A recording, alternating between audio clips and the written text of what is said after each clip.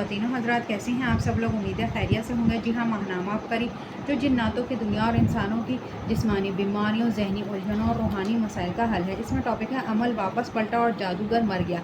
अस्सलाम वालेकुम। अपने एक आज़मूदा अमल का मुशाहिदा पेश कर रहा हूँ। एक औरत ने किसी जादूगर के ज़रिए मुझ पर जिन्नात को मुसल्लत किया हुआ था। मैंने इनसे निजात पाने के लिए तीसरे कलमे का विर्द शुरू कर दिया। इस अमल को मैंने यकीन तवज्जो के साथ बहुत ज़्यादा पढ़ा। मैंने कुछ अर्सा बाद ख्वाब में देखा कि एक जादूगर जो मुझ पर हमला आवर हो रहा है, इस पर जादू वापस पलट रहा है। इसके बाद मैंने देखा कि वो जादूगर मर गया। जिस औरत ने जादू करवाया था, इसकी ज़िंदगी में भी वीरानियाँ और परेशानियाँ शुरू हो गईं। एक दिन वो मेरे पास आई और कहने लगी, तुमने इस जादूगर को कत्ल किया है। मैं इसकी बात पर खामोश रहा और वो चली गई। असल में तीसरे कलमे की ताकत थी जिसने इस जादूगर को ख़त्म कर दिया।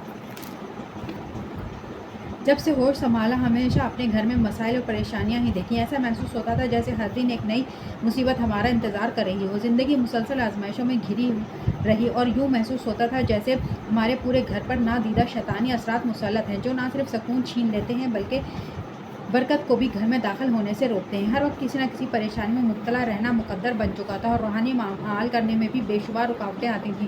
मुझे अक्सर यूँ लगता है जैसे मेरे जिस्म पर भी कोई मनफी असर है। मैं ज़्यादातर बीमार रहती, कभी जहनी तनाव तो कभी जिस्मानी तकलीफ में मुब्तला रहती। दिल पर बोझ महसूस होता था और समझ नहीं आता था कि ये सब क्या हो रहा है। लेकिन फिर मेरी आपसे मुलाकात हुई और आपने मुझे ला हौला वला कुव्वता इल्ला बिल्लाहिल अलील अज़ीम जैसा अजीम तोहफ़ा अता किया।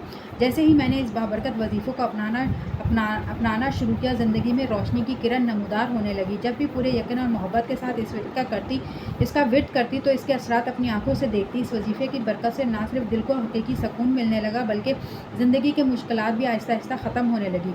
इसके साथ साथ जो शैतानी चीज़ों ने हमारी ज़िंदगी को अजीरन बना रखा था, इसका गंदगी और नापाकी चीज़ों का भी खात्मा हो गया। अल्लाह ताला का शुक्र है कि अगर इसने मुझे अबकरी से ना जोड़ा होता।